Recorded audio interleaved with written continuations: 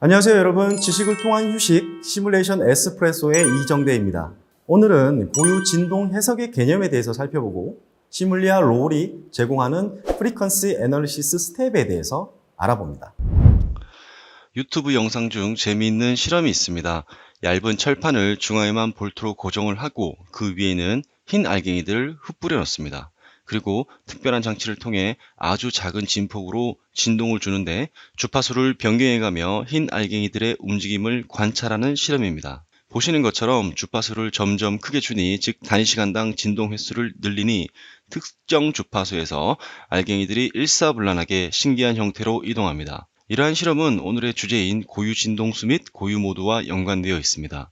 따라서 저도 비슷한 조건을 스트럭처럴 메카닉스 엔지니어를 통해 구현해 보았는데요. 해석에 필요한 정보들이 부족하여 대충 조건들을 정해서 수행했지만 얼추 비슷한 모드 영상을 이처럼 확인할 수 있었습니다. 이러한 해석을 고유 진동 해석이라고 하고, 아바쿠스와 플랫폼에서는 프리퀀시 스텝이라는 해석 기능으로 제공됩니다. 이 해석은 생각해보면 참 신기합니다. 그냥 아무 하중도 주지 않았는데 이처럼 구조물이 변형하는 것처럼 보이고 결과값도 하나가 아니라 여러 개입니다. 도대체 이 해석은 왜 하는 것일까요? 그리고 이 결과값들은 뭘 의미하는 것일까요? 일반적인 직관을 가지고는 잘 이해가 안 됩니다. 오늘도 역시 늘 그렇듯 제가 이해하고 있는 형태로, 그리고 제가 전달드리고 싶은 형태로 한번 알아보겠습니다. 본 영상은 분할하여 세 부분으로 구성하였습니다. 가장 먼저 간단한 모델을 가지고 고유 진동과 공진의 개념을 수학적으로 알아볼 것이고, 두 번째로 다자유도를 대표하는 행렬을 어떻게 구성하는지 알아봅니다. 마지막으로 다자유도 시스템의 고유 진동 해석 개념과 플랫폼의 프리퀀시 스텝에서는 어떻게 해석이 되고 결과는 어떻게 바라봐야 하는지 알아봅니다. 설명에 앞서 두 가지 사항을 짚고 넘어가겠습니다. 미리 말씀드리면 고유 진동 해석은 구조물의 응답을 구하는 것이 아닙니다. 어떠한 응력, 변이, 변형률 등 일반적으로 관찰하고자 하는 것들을 확인할 수 없습니다. 따라서 생각보다 상당히 이해하기 어렵고 전혀 직관적이지 않습니다. 고유 진동 해석의 목적은 구조 시스템의 특성을 알아보는 것입니다.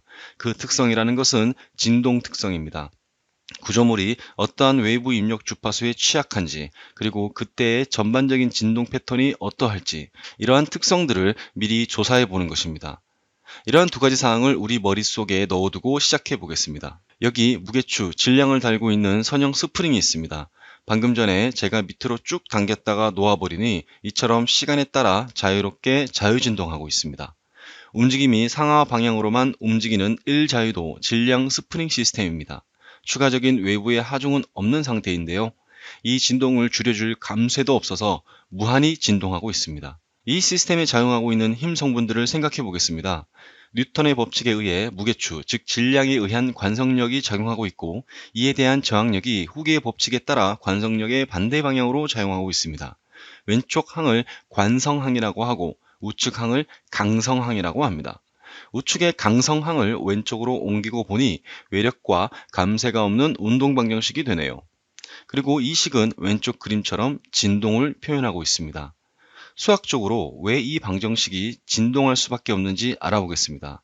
우리의 관심사는 변이 XT입니다. 이 식을 보면 좀 희한합니다. 앞에 질량 N과 강성 K는 상수 취급하고 무시해보면 두 번 미분해도 자기 자신이 되는 특이한 녀석입니다. 유일하게 이러한 성질을 가진 함수가 있습니다. 바로 지수함수입니다. 지수함수는 한 번 미분하던 두 번 미분하던 자기 자신이 되는 특이한 성질을 가지고 있죠. 따라서 이와 같은 방정식을 만족하는 해 XT는 지수함수 형태일 수밖에 없습니다. 그럼 좀 더 일반화해 보겠습니다. 운동 방정식과 비슷한 형태를 지닌 방정식입니다. 이렇게 생겼으면서 우측항이 0인 방정식을 2개 제차 미분 방정식이라고 합니다. 앞서 말씀드린 것처럼 해의 형태는 지수함수일 수밖에 없습니다. 따라서 이와 같은 해를 가정하고 이 가정한 해를 한 번 그리고 두 번 미분하여 원래의 식에 대입하고 정리하면 이와 같은 방정식을 얻게 되는데요. 이를 특성 방정식 또는 보조 방정식이라고 부릅니다. 우리는 이 특성 방정식의 람다를 구하면 해를 알 수 있습니다. 왜냐고요? 해는 이거라고 했으니 람다만 집어넣으면 해가 되기 때문입니다. 람다를 구해보겠습니다. 추억의 근해 공식에 때려 넣어 봅니다. 그런데 a제곱 마이너스 4b는 주어진 상수계수 ab에 따라 0보다 클 수도 작을 수도 그리고 같을 수도 있습니다.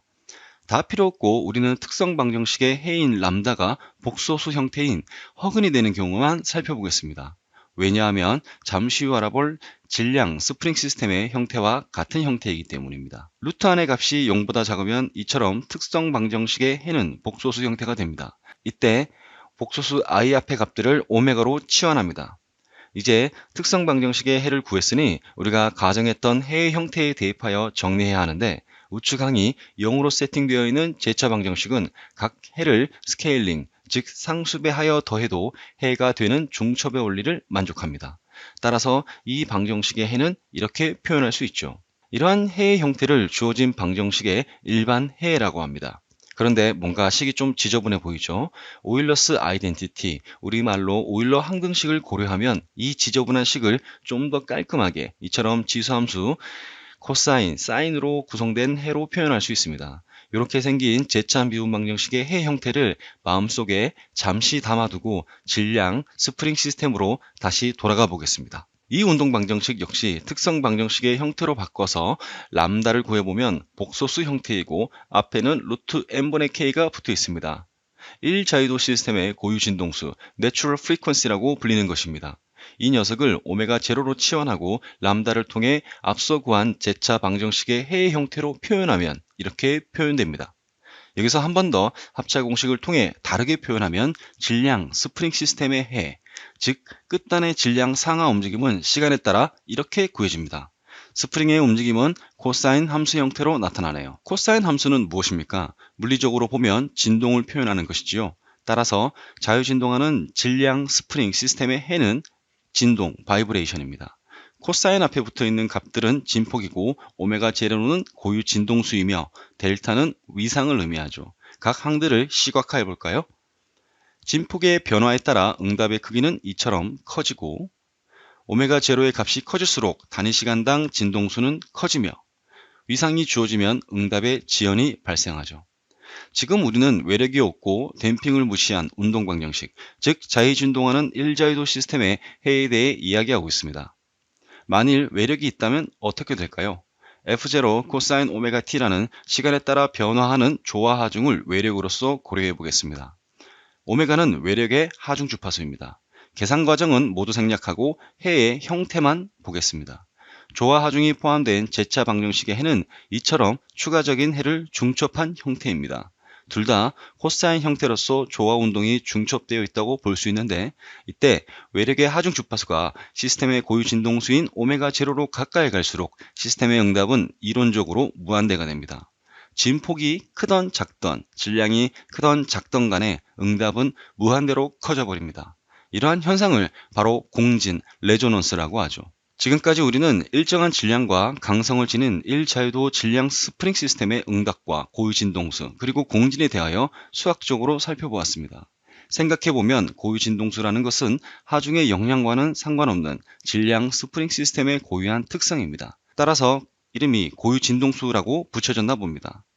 그리고 공진의 개념에 따르면 외부 하중의 주파수가 구조물의 고유 진동수에 가까워지면 구조물은 극심한 응답을 보이며 파손될 것이므로 진동 하중이 고려되는 구조물을 설계할 때는 반드시 구조물의 강성이나 질량 등을 적절하게 산정하여 이러한 공진을 피해야만 합니다. 그런데 여러분들이 평생을 살아오시면서 무한대의 응답을 보신 적이 있으신가요? 실제 물리적으로 그러한 현상은 없죠. 스프링이 진동하면서 공기에 저항이 됐던, 재료 내부에 마찰이던 어떠한 형태로든 감쇄라는 현상이 작용해서 진동을 줄여주게 됩니다. 다행이네요. 그래도 감쇄가 있다고 하더라도 공진 현상은 매우 위험하므로 피하는 게 상책입니다. 그리고 각종 식의 유도나 설명을 들을 때 생각해보면 감쇄가 빠진 채로 뭔가를 설명하는 경우가 많은데요. 방금 우리가 알아본 질량 스프링 시스템도 그러하였죠. 제 생각에는 댐핑이라는 것은 수학적으로 그리고 물리적으로 구하는 것이 거의 불가능하기 때문인 것 같습니다. 그러다 보니 팩터, 비율 등으로 대충 경험적으로 골라서 해석에 포함시키는 것이겠죠. 질량 하나, 스프링 하나를 가지고 이리저리 개념들을 살펴보았는데, 그럼 스프링과 질량이 여러 개 있을 경우에는 어떻게 될까요? 방금 말씀드린 것들은 이 문제를 연속체로 확장해서 생각을 해보자는 겁니다. 지금까지 1자유도 질량 스프링 시스템에 대한 내용들을 살펴보았고, 이제 실제 우리 주변의 물체들은 어떻게 바라와야 하는지에 대해서 바로 다음 영상에서 알아보겠습니다. 바로 확인해 보시기 바랍니다.